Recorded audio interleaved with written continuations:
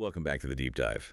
You know, for years, the whole smart home thing, it promised convenience, right? But honestly, it often just delivered frustration. Oh, absolutely. We were kind of stuck in that phase, weren't we? Having to wrestle with the thermostat or spend ages trying to set up one simple routine in some app. Yeah, it felt less like this futuristic smart home and more like, I don't know, a box of slightly grumpy gadgets you had to manage. Though, that old world, it's fading fast. We're really stepping into something different now. Genuinely aware spaces, you could say. The big players, Amazon, Google, they've rolled out these Gen AI updates around 2025 that are fundamentally changing the And experience. that's really what this deep dive is all about. Our sources are showing this huge shift where homes don't just record things passively anymore. They can actively, well, see, speak, and even anticipate. So our goal today is to cut through the hype, the marketing speak, and give you the quick rundown on how fast this science fiction stuff has just become, well, everyday reality. Yeah, the core idea here is pretty profound, actually. We're not just talking about slightly faster responses. We're talking about enabling almost human-like conversations and, maybe most importantly, automation that feels effortless. The intelligence is baked in now, so you don't need to be a programmer to make it work. Okay, but hang on. If the tech is adapting to us, making everything effortless, doesn't that raise the question? What are we giving up? Is that ease maybe a trade-off for, like, our own intention or control? That is the central tension, absolutely. And we'll definitely dig into those implications. But maybe first, let's look at the nuts and bolts, the actual breakthrough tech, these new senses of the smart home. Okay, sounds good. Let's start with the eyes then, the visual side. How did cameras go from just being, dumb recorders to these Yeah. narrative interpreters? Right. So the breakthrough really comes from integrating these advanced visual AI models directly onto the cameras themselves. Before, a camera just saw light, maybe flagged basic movement. But this 2025 tech, it lets the system understand and even narrate what it's seeing, the context of the event. Ah, okay. So it's not just motion detected anymore. It's more like someone walked past the window carrying a blue bag.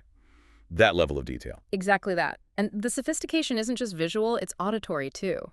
This new site is paired with massively upgraded speakers. We're talking really sophisticated conversational abilities, dialogue that feels almost fluid, near human even, answering complex questions, pulling information from all over, and doing it accurately. That's the bit that you'd notice right away, I imagine, that user experience change. Mhm. And it points towards that effortless automation you mentioned. The home starts predicting what you need based on natural intelligence. Yes, removing that friction. Those hours spent fiddling in menus, gone. The goal is Yeah. you just talk normally, not in commands, but like naturally, and the house just gets it and adjusts things. That's the direction. It understands your intent. Right. So to really grasp how this works, so we need to look at the command centers, right? The Yes. brains and maybe the face of this AI shift. Which specific devices are leading the charge here? Well, the sources we looked at consistently highlight two main ones, the Amazon Echo Show 15 and the Google Nest Hub 2nd Gen. These hubs are where this contextual understanding really shines. Contextual understanding. Okay. For listeners who remember the old clunky, hey Google interactions, how does that practically change things? How does it make talking to my Nest Hub different? It means the device actually remembers the conversation flow. So if you ask about, say, a recipe for chicken tikka masala, Okay. and then you follow up with what wine pairs well with that, the system understands that means the recipe you just mentioned. Ah, right. No more repeating the subject every single time. Exactly. The conversations become more natural, they flow, they're sequential. It replaces those really robotic sort of one-off question-answer things.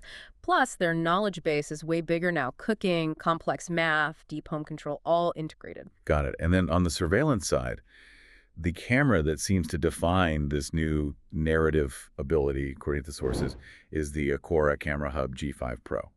What sets that one apart? Why is it the benchmark? It's really the detail of its understanding. This camera isn't just recording, it's designed to communicate what it sees. Yeah. Its AI motion detection is incredibly refined. It can tell the difference between people, cars, pets. Even subtle stuff like shadows moving or, weather changes, causing leaves to blow around. That capability is huge, isn't Yeah. it? Because the number one reason people I know turn off security alerts is just notification overload. Motion detected, motion detected. Right. Constant false alarms. So if the system can intelligently filter out the junk, That completely changes how you'd actually use it. It really does. It cuts down false alarms dramatically. Plus, it's got features like color night vision, and crucially for tying everything together, it also acts as a full smart home hub. It supports Matter, Thread, Zigbee, the works. Okay, Matter. We've heard promises about universal compatibility before. What makes Matter actually work this time, according to what you've seen? How does it let Google and Amazon finally play nice? Well, the sources suggest that Matter isn't just another layer trying to talk between devices. It's more of a standardization layer that the big companies actually agreed on and are enforcing. It focuses heavily on local communication using Thread and Wi-Fi directly between devices. That cuts down delays and means a cross-brand gadget, like that Aquara camera, can genuinely be controlled easily by either a Nest Hub or an Echo Show. It's less reliant on the cloud for basic commands.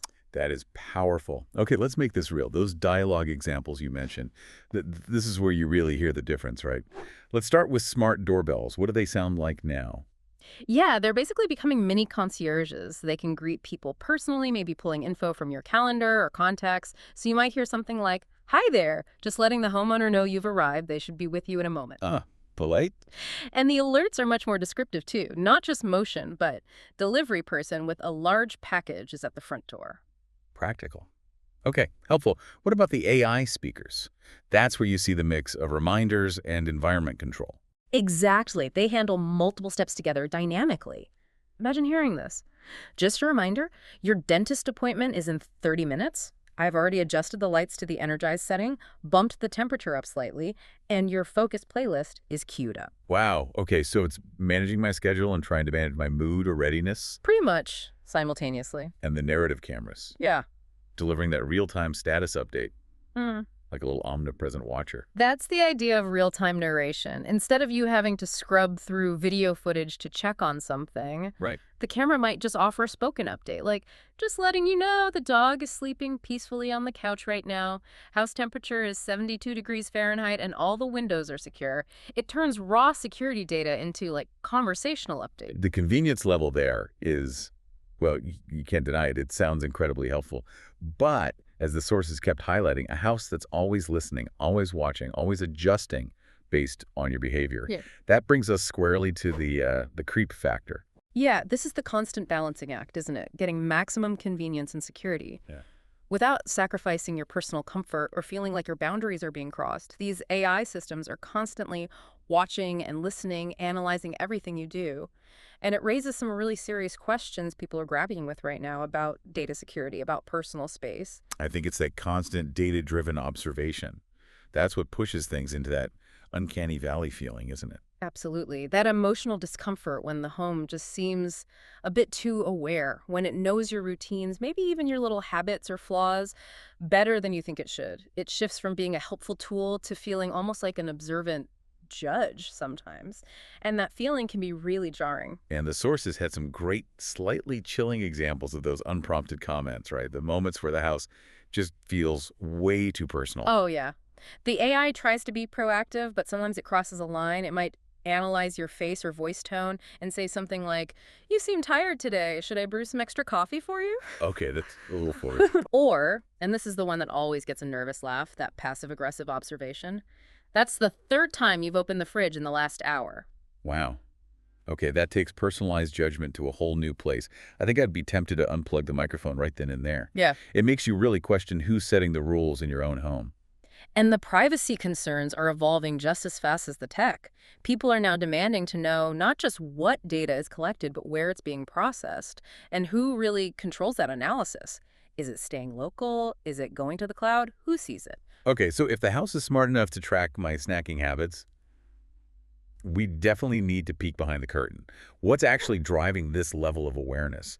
What are the core technologies making it possible? There are really four main pillars holding this up. First, you've got machine learning, ML. These are the algorithms that crunch massive amounts of data about your daily life, when you wake up, leave, what lights you turn on, everything to predict your needs and preferences. And they get better over time. The more you live in the house, the smarter it theoretically gets about you. And the second pillar tackles that big privacy issue we just talked about, edge computing. Right. Edge computing is crucial for both privacy and just raw performance. It means a lot of the real-time processing happens locally, right there on the device itself, on your camera or your hub. This cuts down delays because it doesn't always have to go to the cloud and back, and it's a massive win for privacy because more of that sensitive analysis stays inside your home. Okay, then the engine for that really human-like chat, natural language processing, NLP. Yes, sophisticated NLP is key for that fluid conversation. But what allows it to handle things like nuance or maybe even understand sarcasm, it's the jump into what's called deep semantic analysis. It's not just looking for keywords anymore. It's trying to understand the actual meaning in context, the emotional tone. That's what makes the dialogue feel genuinely interactive, not just command response. And the last piece, tying it all together, is sensor integration, making all these inputs work as a team. Correct. You've got cameras, microphones, motion detectors, maybe temperature sensors, light sensors. They're all feeding data into the system. It creates this holistic awareness of the home environment. No single sensor makes the big decisions. The AI synthesizes information from all these different points to build a unified picture of what's happening. So with that pretty robust foundation in place, what's coming next? What are the immediate future waves of intelligence hitting our homes, based on what you saw? The focus seems to be doubling down on two areas, emotion and proactivity. We're seeing the early stages of emotional recognition being implemented. AI detecting my mood. Through my voice tone, that sounds intense. It is. The sources point to AI analyzing things like your vocal pitch, the speed you're talking, maybe even micro expressions on your face via cameras, and then adjusting the environment, changing the light color, switching the music genre to try and comfort you if you sound stressed or energize you if you seem down, all without you asking. Wow. And that leads right into the second thing, proactive assistance. The Right. house acting before I even think to ask. Exactly. The AI shifts from just reacting to your commands to actually anticipating your needs. Think something like this. You normally order groceries on Thursdays. The fridge sensor shows your milk is running low. Should I add it to your usual shopping list? Okay, that's undeniably helpful, but also, yeah, very aware. So this whole deep dive really shows that these AI smart homes, they're delivering convenience, security, efficiency on a level we haven't seen, setting totally new benchmarks. Oh, for sure. User satisfaction, purely on the convenience side, it's way up, no question. But that underlying tension is definitely still there. You see it in testimonials all the time. People love the help, but they also consistently say their homes sometimes feel, well, a little too alive. Yeah, we're definitely entering this era where that line between helpful tech and maybe pervasive surveillance, it gets really blurry when convenience is the reward. And the conversation has to be about how we keep our autonomy, our sense of control in these hyper-aware spaces. The source material really forces you to think about the terms of engagement, you could say. So we want to leave you, the listener, with that fundamental question this whole transformation raises. You've heard how your home can now see, speak, and anticipate pretty much everything you do. Yeah. Are you ready to live in a house that watches you, learns you, anticipates you, and maybe occasionally makes you wonder if you're actually the one in charge anymore? Something to think about next time your fridge gives you side-eye about that midnight snack. Definitely food for thought. Until next time.